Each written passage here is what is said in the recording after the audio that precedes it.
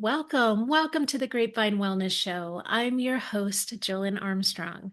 Our mission on this show is to bring viewers meaningful conversations that offer hope, support, and practical tools for navigating life's challenges, while also highlighting the incredible people in our world who are doing deeply meaningful work.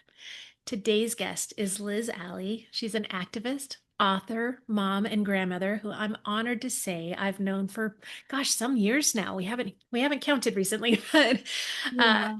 I pulled Liz's author bio because I believe this might be the best way to introduce her. So, Liz, let me see if I can do this justice for you. All right. So, It'll here be we go. fun. I thought battered meant broken bones and visible bruises, things I could hide if I had to. In the 1950s and 60s, women didn't talk about what happened behind closed doors. They were taught to keep family intact no matter the cost.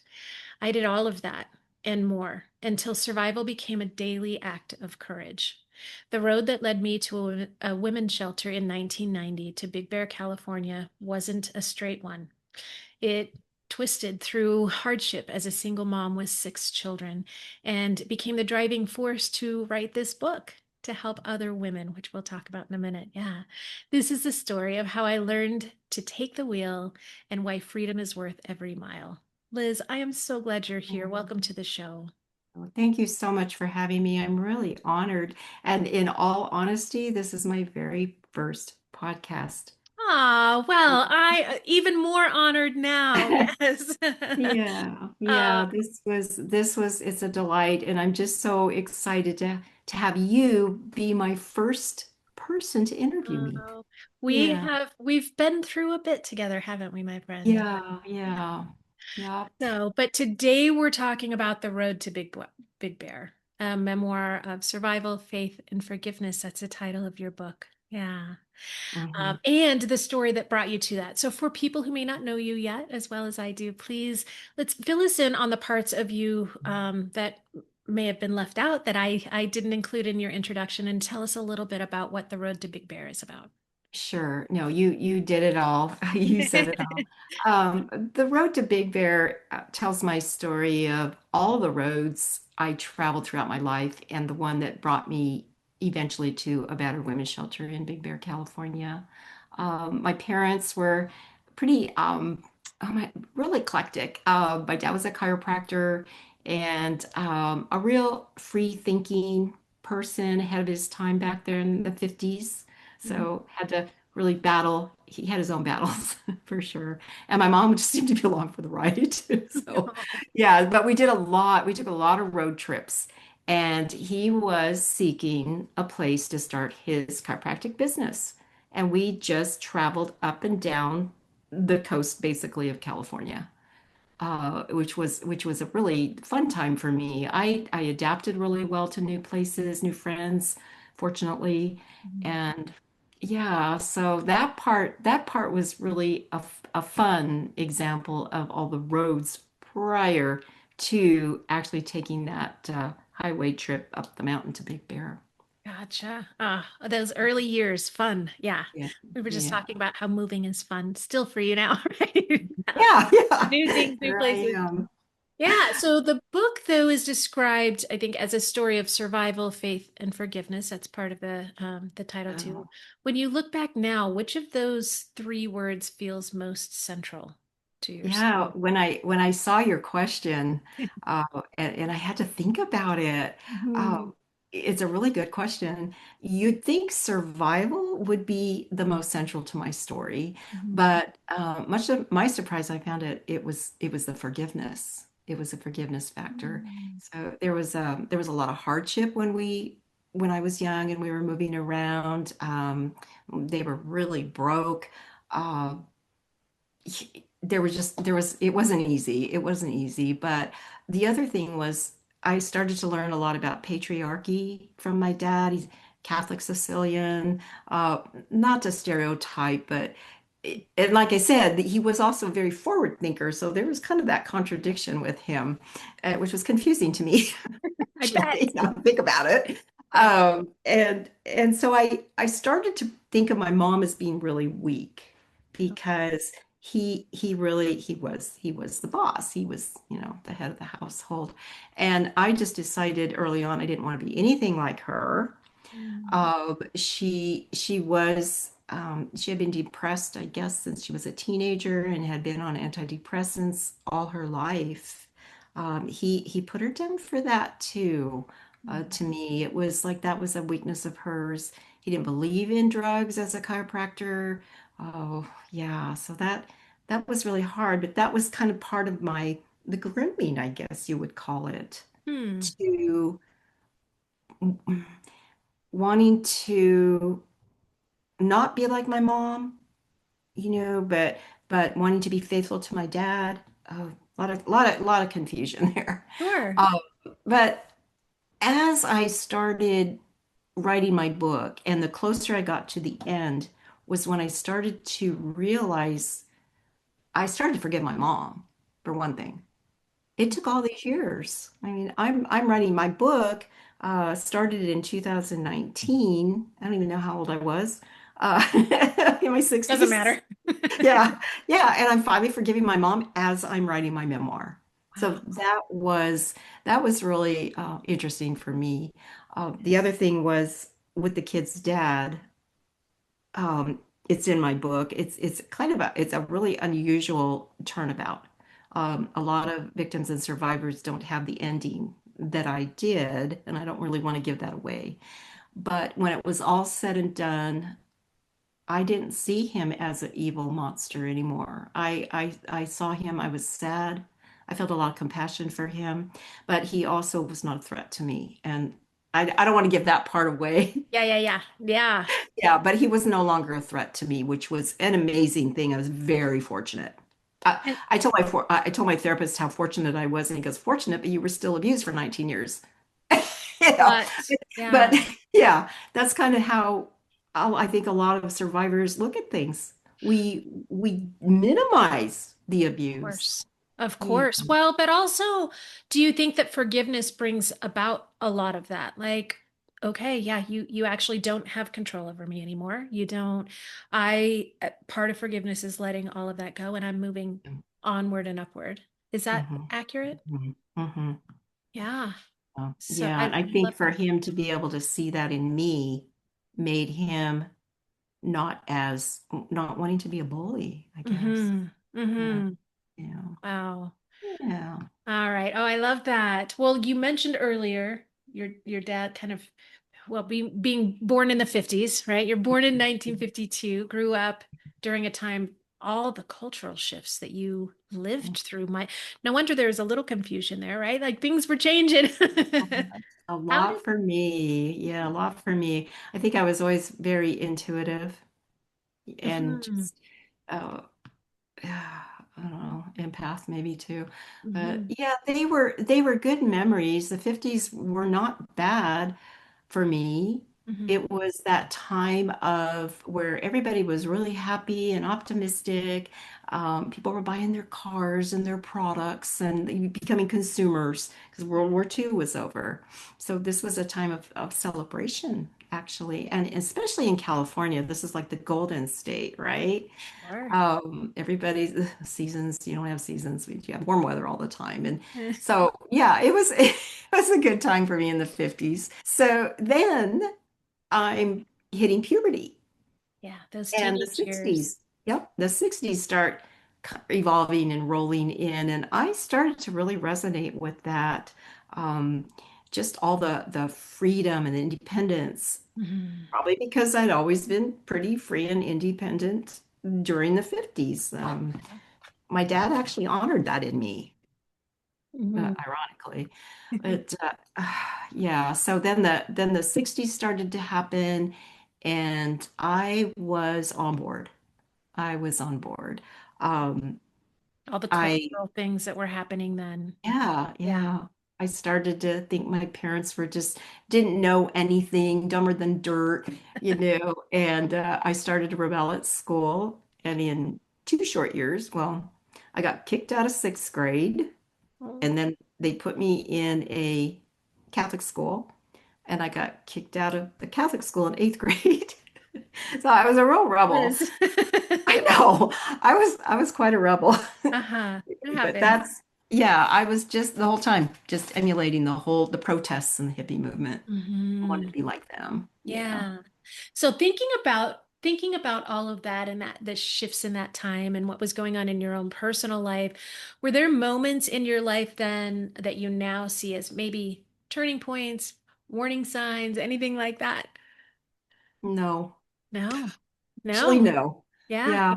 I I don't know.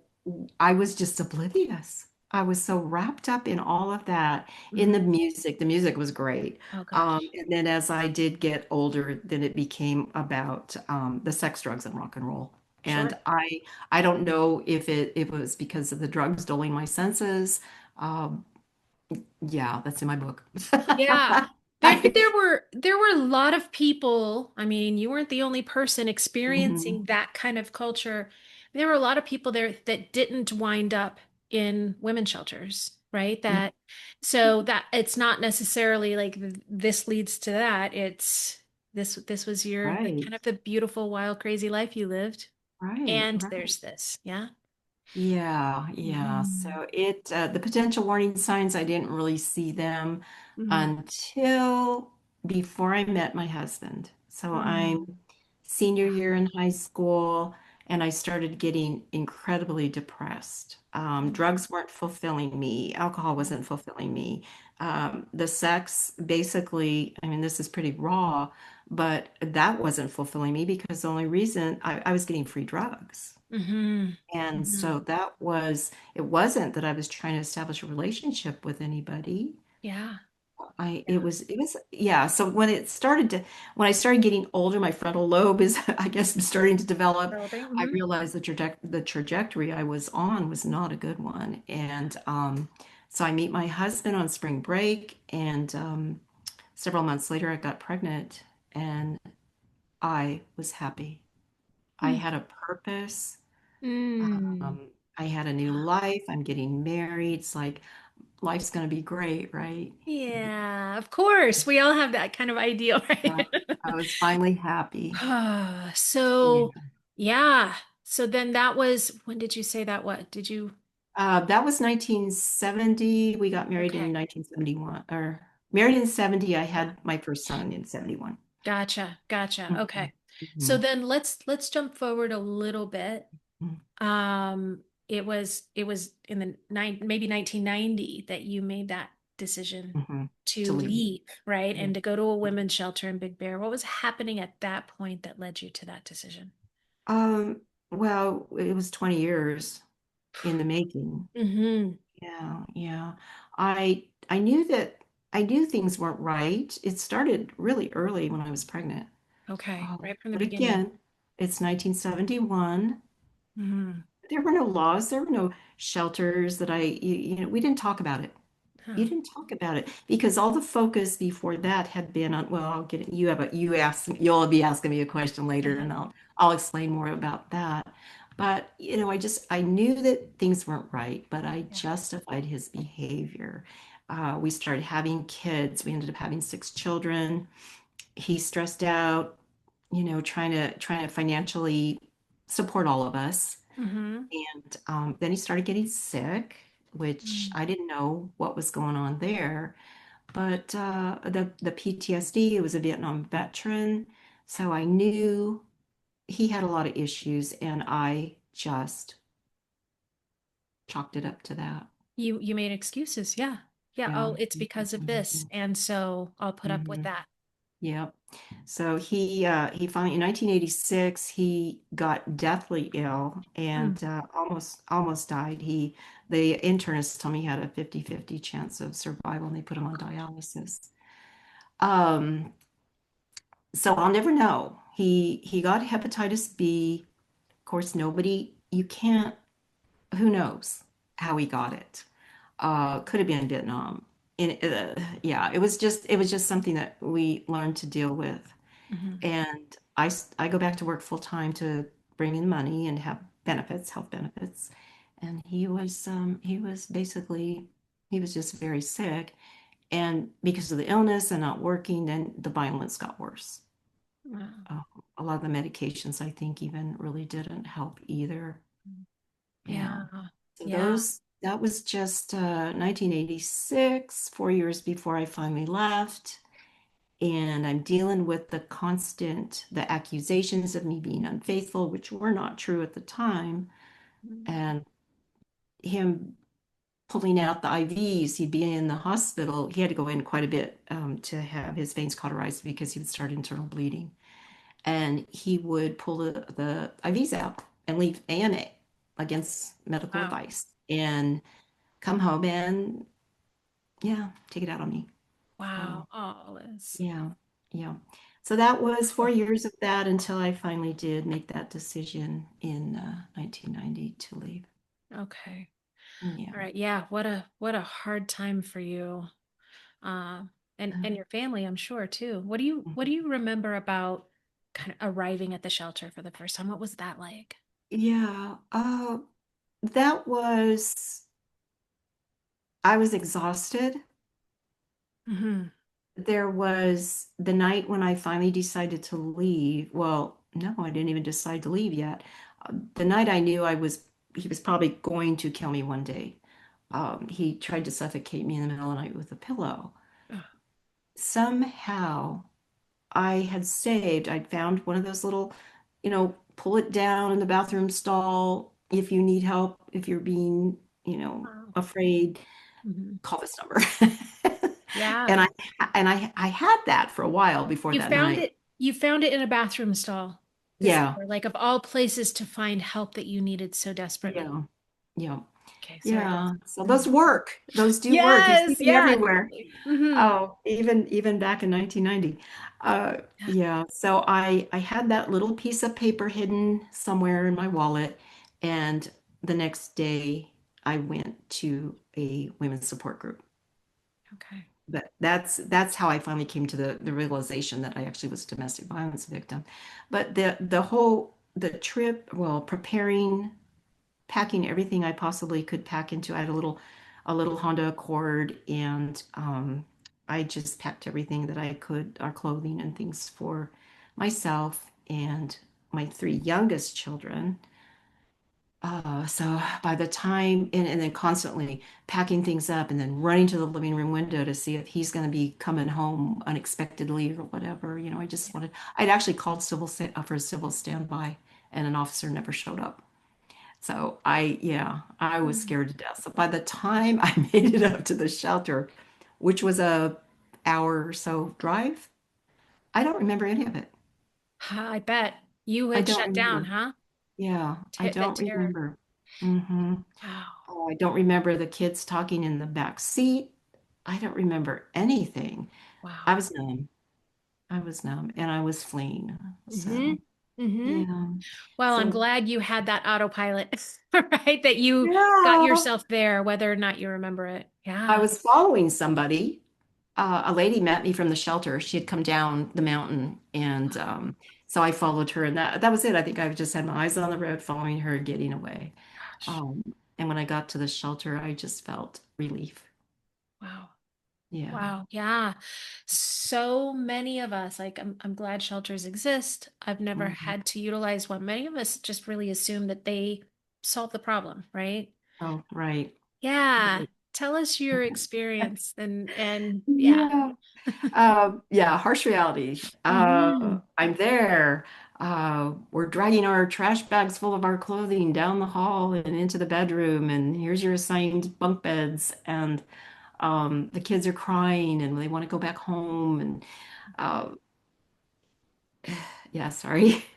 Still, Yeah, of that's course. probably one of the hardest memories for me.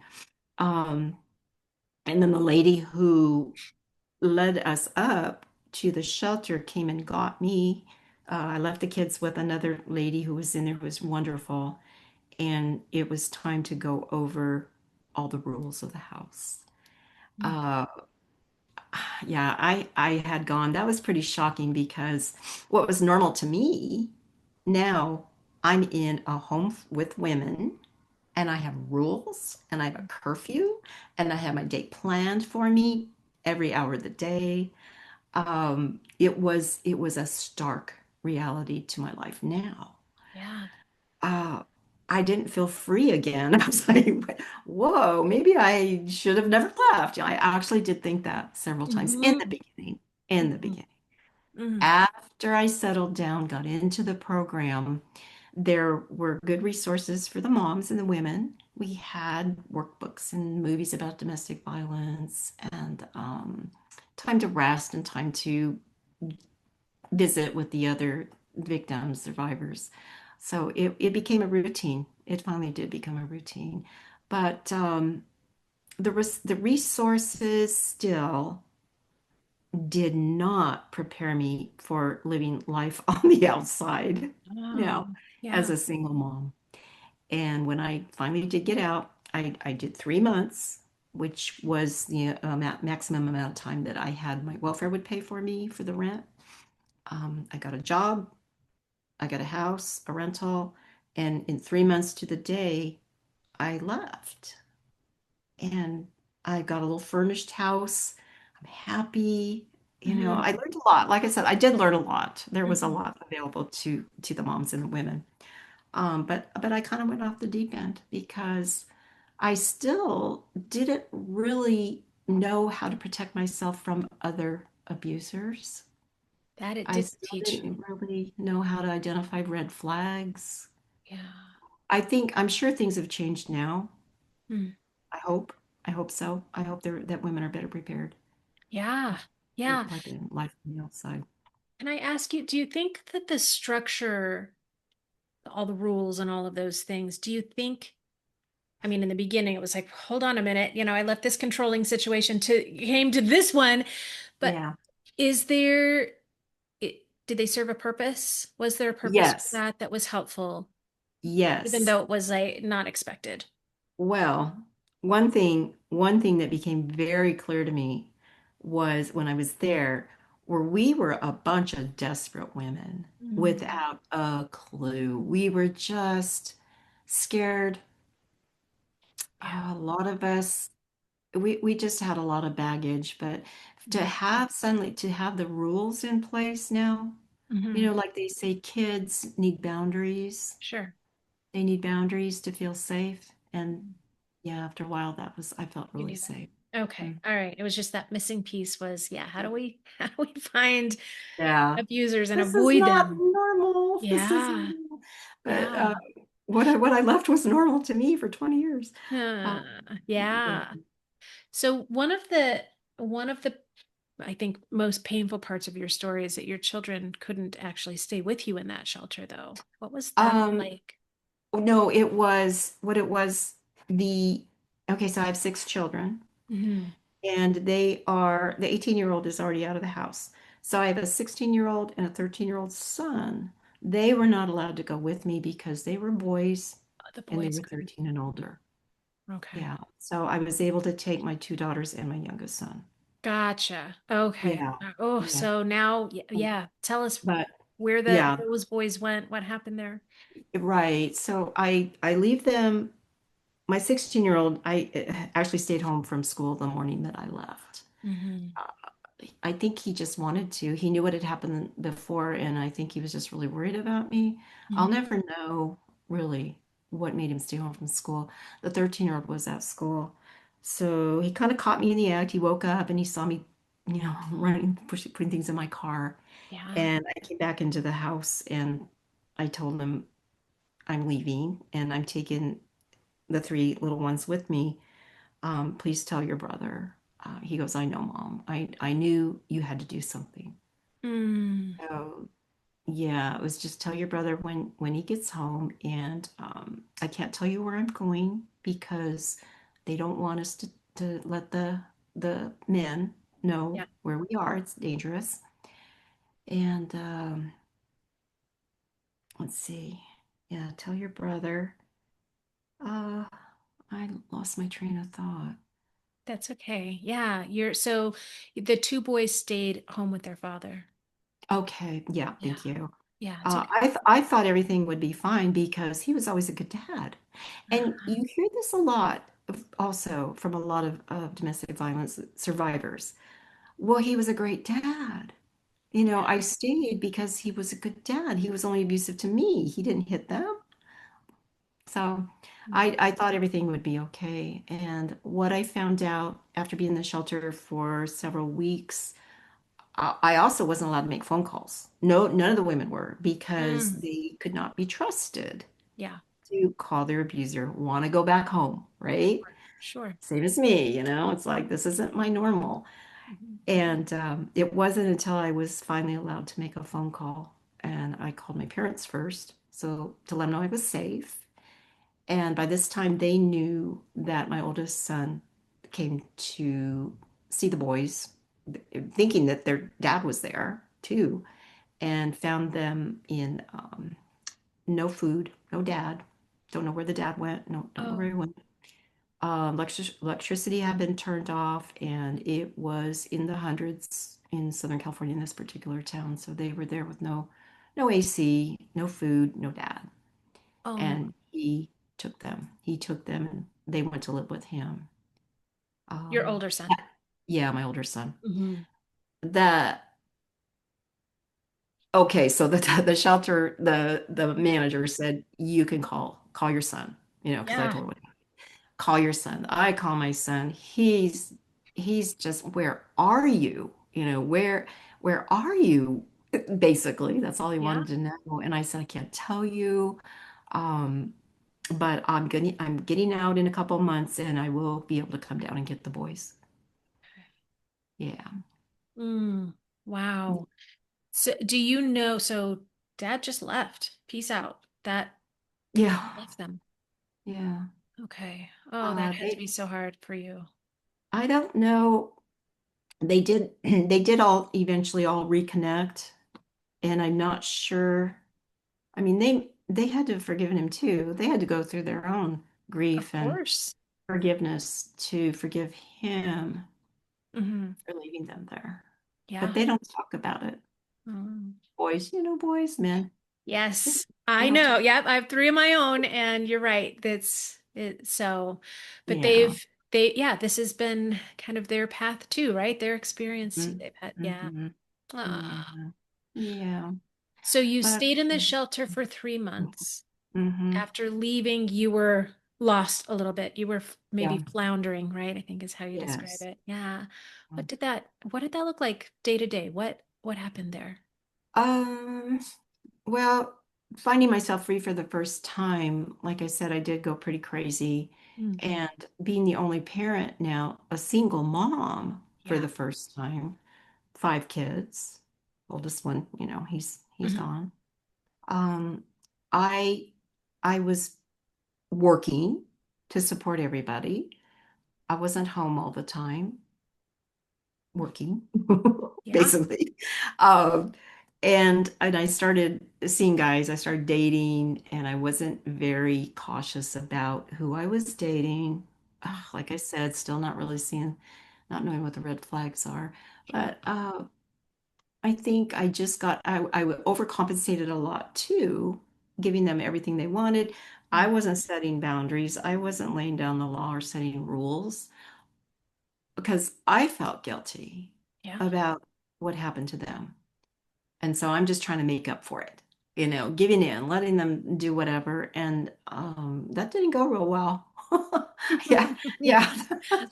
A lot of us That, moms figured that out the hard way, right? Yeah. yeah, Yeah. yeah. The boys they went off the deep end. They got into some trouble. The girls did a lot better. They Mm. were trying to toe the line. My youngest daughter one time told me, Mom, don't you realize the reason why I'm trying to be so perfect is because the boys are acting out? Oh, And she was trying to make up for it. That broke my heart. yeah. But it was just it was a very challenging time. Yeah.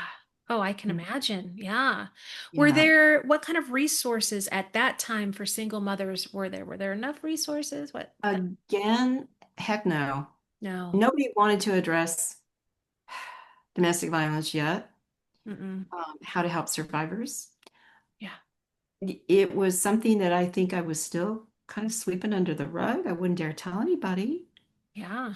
but it wasn't until my youngest son, got reported, a teacher saw bruises on his arms and she reported me to Child Protective Services and they came out to investigate. And it turned out that his older brother was roughhousing a lot, but to the extreme, I guess, Mm, just punching on him. And they decided we should all go to counseling. So mm, that was it. yeah. I mean, if it hadn't been for that, I didn't have any other resources. Mm-mm. But the But go counseling to helped. counseling. It did. Okay. It did. Yeah. Yeah. It But finally I did. yeah, that's one thing when we have all of these needs, like please, we have all of Yeah. this. Okay, we'll throw counseling at you, but yeah, it's uh Yeah. okay. So that was it. That was limited resources to help moms Yeah. who left an abuser of 20 years and My had five goodness. kids to raise. Yeah. Yeah. Oh gosh. All right. So you you're living. The time's still passing, right? Later Yeah. you moved to Colorado at some point, right? Yeah. Yeah. Let's talk about that.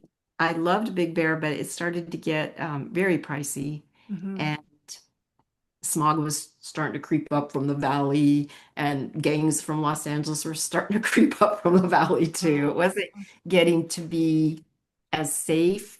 yeah. And also, I had met somebody who we actually ended up together for a while. He was in the ski industry.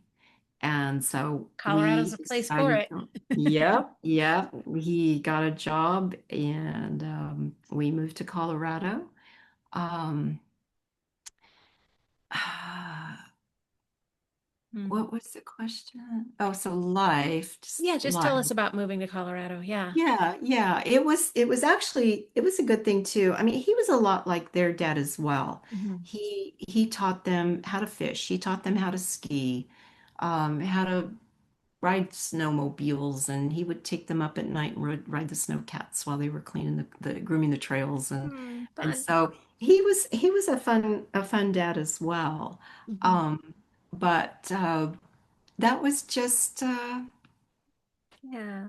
kind of a fun time. And then after 4 months after we moved there in Colorado, the kid's dad passed away Oh, from his liver complications and hepatitis B complications. So he died in 1994. gosh, that had to be hard on the kids too. And Yeah. They got to go see him. I was able to fly them out 2 weeks before he passed away. So they were able to see him, and then they came home, and then their older son, not my oldest son, their older brother was with him when he died, and he called and okay. told us. Yeah, so I had to tell all of them, each one Yeah, when they came home from school, and they all handled it in their own ways. sure, sure. Yeah, All right. So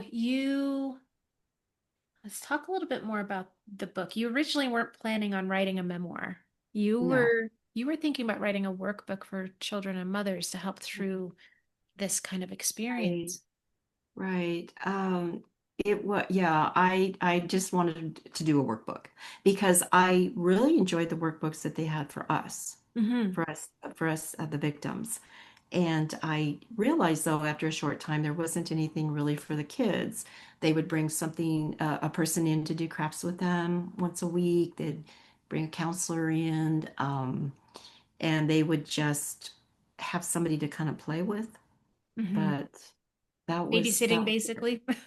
They just, yeah, yeah, they really didn't have anything, as far as I could tell, that would help them process everything that they had gone through. Yeah. And that became a passion of mine, that I would one day do some type of a workbook for children.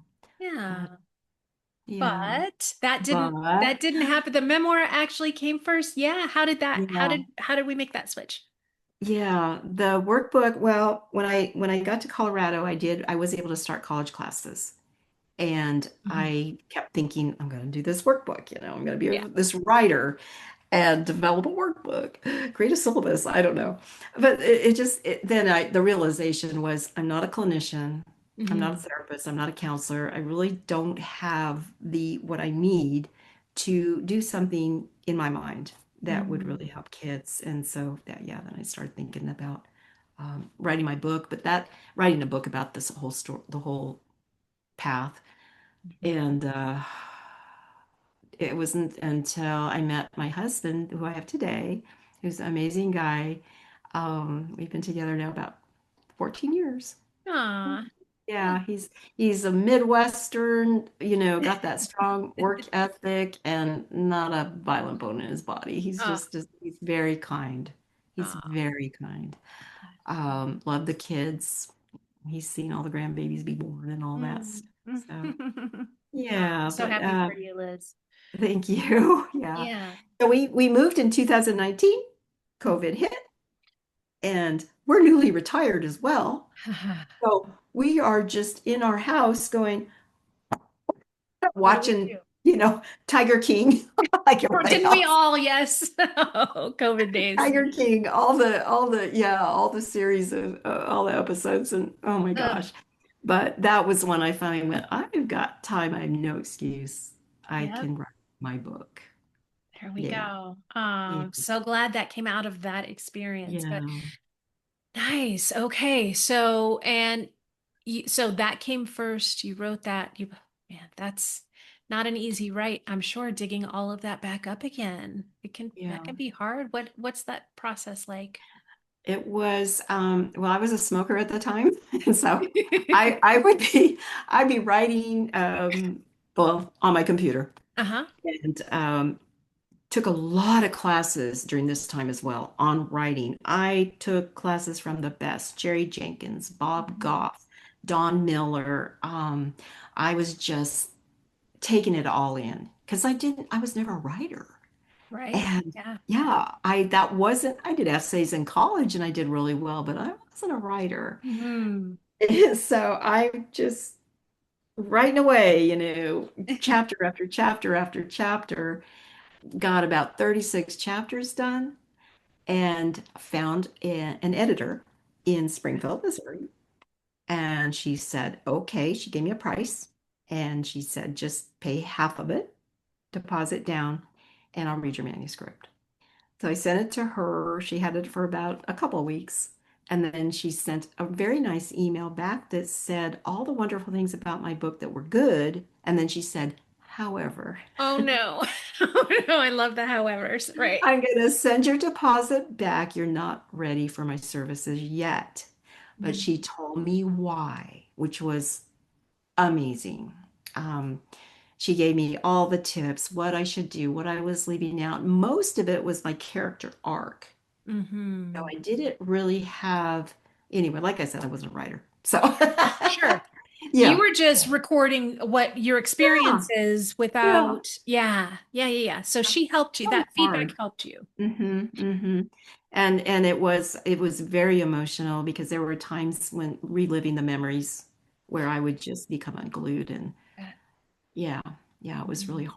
hard. I'd ask the boys about things, but they didn't want to talk about it. They were just like, Mom, we we're beyond it. We don't want to relive it. We don't want to think about it. That's the Mm, past. yeah, And so no, I never really got much from my boys yeah. to this day. To this day, few things here and there Hmm. that were very helpful. But yeah, they're on their own paths. Yeah. And but my girls and I have talked a lot. So that was my saving grace is when I really did have questions or things I really couldn't remember, Hmm. they kind of filled the gaps in for me. Gotcha. Okay. Oh, that Yeah. I'm glad that you had that, but I'm also it was there any in this kind of writing process, pulling things back up, rediscovery process, was there healing in that? Oh, definitely. Yeah. Oh my gosh. Yeah. Good. I never journaled either. Mm. I never was a journaler. Hmm. So this was heavy duty on Yeah. steroid journaling. Yeah. So very, very therapeutic. Mm. Good. Mm. Good. I'm Yeah. glad for that for you. Yeah. And it is a memoir. It's not a workbook, but No, no. you did include some resources Mm-hmm. throughout the book. I think at the end Mm-hmm. of each chapter you've got Yes. resources. Yeah. And tell me, I mean, I I believe the purpose of you writing this not just for your own healing. You wanted to help other people through Mhm. your story. So let's talk Yes. about that a little bit, why that was important for you to include. Well, and also because the decades, there's decades here. There's a span Yeah. of time that not a lot of readers of my book will understand. Hmm. So I really wanted to fill them in. At the end of each chapter, I would have a resource for Hmm. them to look something up to get more education about what that particular chapter was about. Um, and a lot of it had to do with as we get into the 60s, for Yeah. sure. All Yeah. the cultural stuff that was going on Mhm, at that time. mhm, mhm.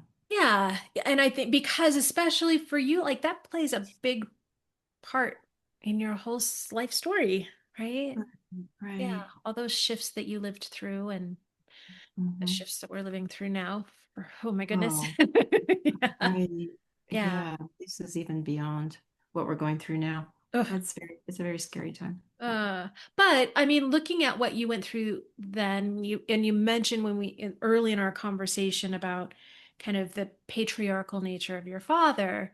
But Hmm. in it, you talk about the what you call the fallacies of feminism too. Can you Right. explain that a little bit? Talk to us about that. Yeah, yeah. I'm actually going to read from my notes here Yeah. because I want this to come across. Hmm. It's really It's an important to important, me. yeah, it's important. Mm. Yeah, and a lot of women might really disagree with me, so I just want to share my point of view Sure. and how it Yeah. affected me. But Mhm. so I actually wrote, I've always had mixed feelings about feminism, and I think a lot of us do. When I was a teenager, it all sounded so powerful and romantic in a way. Free sex, free love, burning bras, all the drugs, and self-awareness. But once I got married and started to have children and began experiencing abuse, I started thinking maybe my husband was just very confused about what his role was. Not to mention my own attempts to continue to be an independent woman. We clashed a lot over this issue. Then, when I began writing my book, I started to realize how all women's rights did I started to realize how women's rights did not address domestic violence. Mhm. There was a lot of positive focus on sexual harassment in the workplace, equal pay, and a right to have an abortion, but not too much to help domestic violence victims and survivors. I did have an abortion when I was 21, and it was awful. The guilt was terrible, and when I got home, I was out of control. The nurse told me it was probably a reaction to the anesthesia I was given, but I don't think that was it at all. Mhm. Fortunately, I had a sedative available to knock me out. And again, where were any resources to help women who did experience all of those emotions after having an abortion? Mhm. As far as resources for domestic violence victims and survivors, it wasn't until 1994, 4 years after I fled to the shelter, when the Violence Against Women Act was signed into law. So, Yeah. Yeah, let mhm, me make sure I understand what you're saying there. So correct me where I might get this off, but for all of the advancements in the work and all of the great things that mhm, feminism through those years brought forth for women, there mhm. were some big holes, and mental health after domestic violence and things like the abortion that you had, all of those that was missing. That was missing. Yeah, Is that yeah, so? yeah, There's a bit of a exactly. love-hate with Mhm. feminism. Yeah, Yeah. yeah. And I know Ms. Magazine, Gloria Steinem, wonderful work. Mm, I love the magazines. I love to look at what they're writing about and advances that have been made. mm. But I tried to pull some issues from back then when I was going through all that, Yeah. and it wasn't very much. Yeah, there were some big holes in that. There was a lot of focus in some narrow areas Yeah. that women needed some help in, And but I just don't not. know why. I mean, I don't know why. It's still, I think domestic violence, I did in one of the questions that you asked in writing, it seems to be getting worse. And I don't Mhm. know if that's because we see so much now. or is it really getting worse? Yeah, it's hard to know, right? And that is a multifaceted thing. Is it getting worse because we see so much more, right? Is Mm, all of the access to everything and the weight of the world on all of us causing mm, more violence to happen too? I don't know that there's a single answer for that. I don't know. no. Yeah, it's um things are hard. Things are hard in our world right now. Mhm. So Well, for women, especially. Yeah, especially for women. Yeah. Well, and Yeah. as a mother of young men too, I think I see the struggles that they go through too, and it's just, yeah, it's Hmm. life is a little bit rough, but we do have those of us who are able to build support systems around us to find help in areas. I mean, you found what little was available, you found it, and it saved you, and it saved your children too, and I love that. Thank Yeah. you. Yeah. And now we talk about, one thing that you kind of speak open and freely about is that the role that faith Faith. plays, right? It seems to have Yeah. played and a kind of an evolving role through your life. So Yes, it was. It was. yeah, Yeah, let's talk about again, that my journey. my crazy dad, Catholic, but again, that little philosophical component to him Mhm. where my mom wouldn't go, but my dad would take me to all these different churches, Wow. and we would sit through sermons, Baptist church, Mormon church. I can't remember all of them, but I do distinctly remember going to the Church of Scientology in Los Angeles when it had first opened. Mm. We went to several of those. We sat through some of the sessions. Today, or not long after that, I realized that my dad at that time had money, Mm. and I really believed they were after his money. Mm. Okay. Because they have a lot of wealthy people in that church. You had some discernment in that young Yeah, age. yeah. I was like, I'm out of here, Dad. Bye. Uh-huh. Yeah. He stuck it out for a little while longer, and then he got out of it too. But so my faith was rooted in Catholicism primarily, Hmm. um, which I'm grateful for. Yeah. I'm very grateful for that. But as I got older and out of the home, then I started thinking this wasn't really fulfilling to me and started seeking out other religions. I did the same thing. I actually had gone to different churches on my own. This is after I'm married and dragging my two little ones at that time. Even went to a Mideastern church. It was called Self-Realization Fellowship.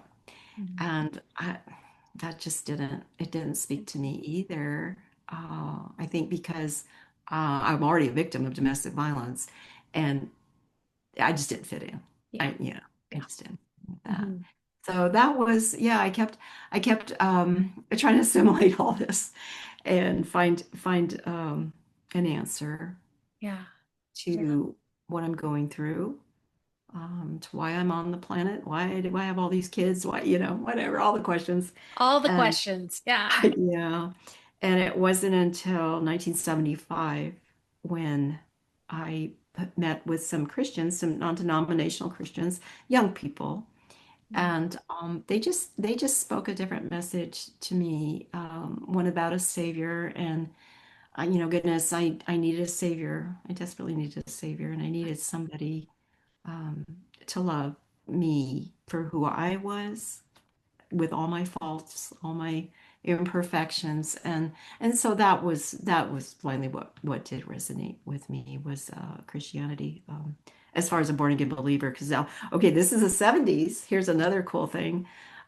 This is the born again Christian movement, and Hmm. I was right in there. Yeah, it was a good time for me. I actually got to take my kids to Calvary Church in I think it started in Huntington Beach. Okay. Yeah, I took them there and just kind of fell in love with the whole feeling, Yeah. belief. All of Hmm. that. Yeah. But in your book, there's a funny confession story. Are you willing to share? Yeah, yeah, it was yeah. It was pretty pretty dramatic. Oh. Um, because I I still vacillate. I mean, I didn't vacillate, but throughout my marriage, I lost not faith, but I lost that love. I was going through a lot just trying to survive. And so I kept, I wasn't going to church. I wasn't hanging out with Christian people. I was, doing my own path again. So I did move away from it a lot, back and Mhm. forth with it. But yeah, yeah. So, well, when I was just 18 and still living at home, still in school, I I was extremely depressed, strung out on drugs. I tried to commit suicide a couple of times, and I thought, I'm going to go to church. I'm going to go to confession. I'm going to go to a Catholic church, That's the and I'm answer. going to go. I'm going to bear all my sins to a priest that I can't see. He can't see me. And it's my turn. I go in, I kneel down. And if you're not a Catholic, I'm sorry, I don't even know how to explain this. You're in this dark booth. They call it a booth. It's all closed in. Mhm. Little door, little window, and the priest opens the window, and you open your little window, and go on, child, or whatever they say. And so I do my bless me, Father, for I have sinned. It has been, I don't even know how long since my last confession. I make something up, and he goes, okay, go ahead. And I start telling him everything. The sex, the drugs. I'm trying, I just want to get it all out. I want somebody to help me. And he goes, never mind, never mind. I'm just going to give you a general absolution. Go say, and then they rattle off all the different prayers you have to say. The Our Fathers, how many Hail Marys, an act of contrition. I have no idea what that is anymore. Um, Apostles' Creed, you know. And so I'm like, okay. And I have my little rosary beads and I go back into the church and I kneel down and I start saying an Our Father. And then I just went, this is bullshit. I Oh, came in here to bare my soul and you just cut me off. yeah, you did. You just cut me off. I'm seeking help. Uh, you know, Mm, Catholics out there are going to be like, mm. oh. Everyone gets to have their experience, and to the extent that we can accept everyone's experience, we'll be Thank better you. off. So yes, I Yeah. appreciate your Yeah. keep going. Yeah. Yeah. So anyway, I got up and in my book, I Yeah. literally, it's to this day, it is so vivid to me. Getting out, and when you go out of a Catholic church, you're supposed to turn around and genuflect before the cross. Mhm. All right. I didn't do that. There's a basin of holy water. I looked at that, walked by that, and there's these huge wooden, beautifully sculpted, ornate doors, and I just pushed those open out into the daylight. And I said, I will never set foot in a Catholic church again. And Mm. then, ironically, a few months later, I got married in the same church. The exact same church. Oh, yeah, Oh. same church. But that was Oh. my confession story. Yeah. Yeah. Well, I think you took that upon yourself, right? You needed Hmm. some help. You needed to feel better, and you went, okay, you know what? Yeah, Hmm. maybe I've got to be the person to do that. Yeah. That's any part of it. Yeah. Oh, I met my husband not a few weeks later at spring break, and yeah, yeah, wow. the There rest you is are. history. Yes. Goodness. Oh, so you've come so far, Liz, and I'm trying to remember when you and I met. It's been a little bit, and we've both Mhm. had our wanderings since we've met too. But when Yeah. you look back over this winding road, right? The Mhm. woman that Mhm. arrived in the shelter in Big Bear that day in 1990, I think you Yeah. said. What Mhm. would you say to that woman? What would you say to her now? Um, First of all, I do want women to know, at least now there are resources. And of course, there's a 24/7 hotline numbers. You can find those anywhere. Mhm. You can Mhm. find them on bathroom stalls still to this Yeah, day. I'll just so we all know, there will be those numbers in our show Yeah. notes, all kinds of resources in our show notes, Thank for anyone listening that needs Of them too. course, of Mhm. course. That there's a lot more shelters out there now, battered women's shelters. Mhm. Uh, I've been to a couple here where I live to go check those out, everyone's different. I mean, they're all managed a little bit different, but there's one in particular where the women never have to leave if they don't want to. Mm, I mean, I had a 3 month yeah, limit. yeah. Yeah. There's another one where they have little, it's like a village, and they have little cabins for the women who have graduated to being where they can be on their own. I think Mhm. that's wonderful. Yeah. So they're all different, but there's a lot more than there Okay. was in So 1990. find one. Yeah, find one. And I really just want them to know no matter what they do, stay, leave, whenever they make the decision to leave, whatever, there's no right or wrong answer. Right. It's whatever Mm-hmm. Mm-hmm. you can do. It's whatever you can do. Yeah. It's easy. Yeah. Okay. Yeah. Yeah. So I'm glad you made the decisions that you made and that Yeah. Thank that you came through that and you. all of the experiences, good and bad, it's led you Mhm. to today. Yeah. To helping others. Yeah. Helping Hmm. other women and kiddos. Yeah. And Yeah. just circling back to your book and Hmm. what do you hope women or families experiencing domestic violence, what do you hope they take away from your story? Um, it's such a process. Mhm. And it is a journey. It is a road, many roads, like Yeah, my book. There's no right or wrong way, like I said.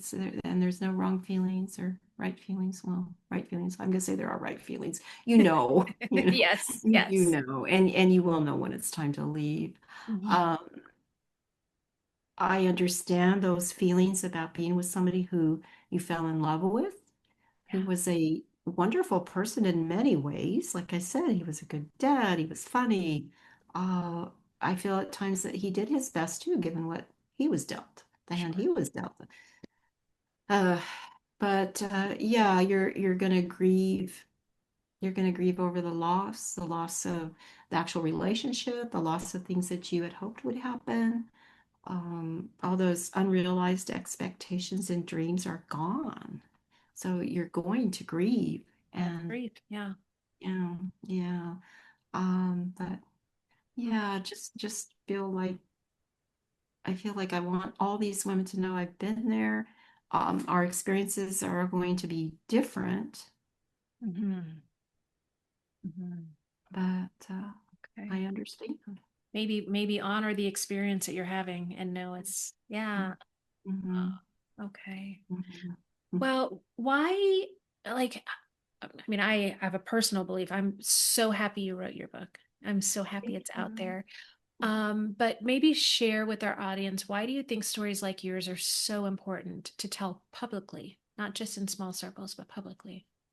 Um, for to get it still, like I said, the domestic violence, the cases seem to be increasing, Yeah. and Mm. I just feel like telling my story, it gives more evidence to the fact that more laws, different laws need to go into effect. And I think that's happening. I just read yesterday, I think it's Oklahoma, is trying to get a bill pushed through where domestic violence abusers will be on a registry. It'll be a Mm, domestic violence registry, depending on first time offense, then they'll be on it for X amount of maybe a year, and then two times 20 years. So interesting. they'll, yeah, yeah, some laws are changing. Finally, finally, Uh-huh. it's getting out there. Do you think Yeah. that's a good thing because even after you left the shelter, you didn't know how, like you didn't have any education on what to look for? Right, right. Okay. So yeah, I think Mhm. a lot of women too, they wrongly, they'll think, well, yeah, yeah, he was abusive to her, but she deserved it. She probably just, Mhm. yeah, because they'll tell them, Mhm. what Of course, it's all person her he fault. is. Yeah, Yep. yeah. And I can change him. My goodness, I just love him so much. I know he'll see that, and I'll change him and all that crazy Yeah. stuff. I didn't have this in my answers to you, but my oldest daughter has told me, because she's going through something right now, Hmm. sad, that there's actually an app out there, or yeah, an app for women. It's called Are We Dating the Same Guy? And women Oh. look up and see if there's men on there that they are thinking about dating that have some issues. So Hmm. you can see the red flags. Yeah. I know. Are we dating the same guy? So yeah, things are amping up, I think, in women's favor. Out of necessity. Out of necessity, Out of yeah. necessity. Yeah. Yeah. And so I love that you share that. Not only is it important for women to share their stories with other women, but our lawmakers need to see these stories out there. It's incredibly important that that these stories get shared. So I appreciate that you had the strength during COVID and that you Took me compiled five this in years a to way that write it. yeah. Yeah. It's not nothing. Like the writing a book is really difficult. And it's not as long either. I took a lot out. I took a Yeah. lot out. It just didn't need to be in there. Okay. Yeah. Yeah. Yeah. So The editing, the re-editing that I did it. And I'll tell you, I couldn't have been happier when I got that first book in the mail, my I proof. bet. I Oh, bet. Oh, isn't that something? that was an incredible feeling. Oh, I'm so glad you have that experience. And I'm so glad your book Mhm. is out there. And if people want to learn more about your work, read The Road to Big Bear. Where can we find the book? Yeah, it's on Amazon. So just your basic Amazon.com, and then it's slash author slash Liz Alley Writes. So Perfect. LIZALLEYWRITES. They Perfect. let me have that. Amazon let me have that. I thought that was pretty cool. Nice. Very good. Yeah. I will Yeah. put that link, a link to purchase the book in the show notes as well. And Yeah. And Liz, I also do have a website where I have a lot of videos and things, a lot of information and resources for women too. And that's just your www dot whatever. And it's Survivor Life Stories. Survivor Life Story. Stories. Hmm. Okay. Hmm. All right. I'm Yeah. putting that link. Yeah. Fantastic. I'm so glad that you've compiled those resources. And I would imagine as you find more, they're being added to that Adding. website too. Yeah. Yeah. Oh, And I what did a get a workbook done. tell me about the But workbook. Oh, you did. but it's not for kids. Okay. Again, I didn't feel like I was the professional, that could do that. But what I did was I did put together a really kind of a fun, easy journal, kind of self-guiding.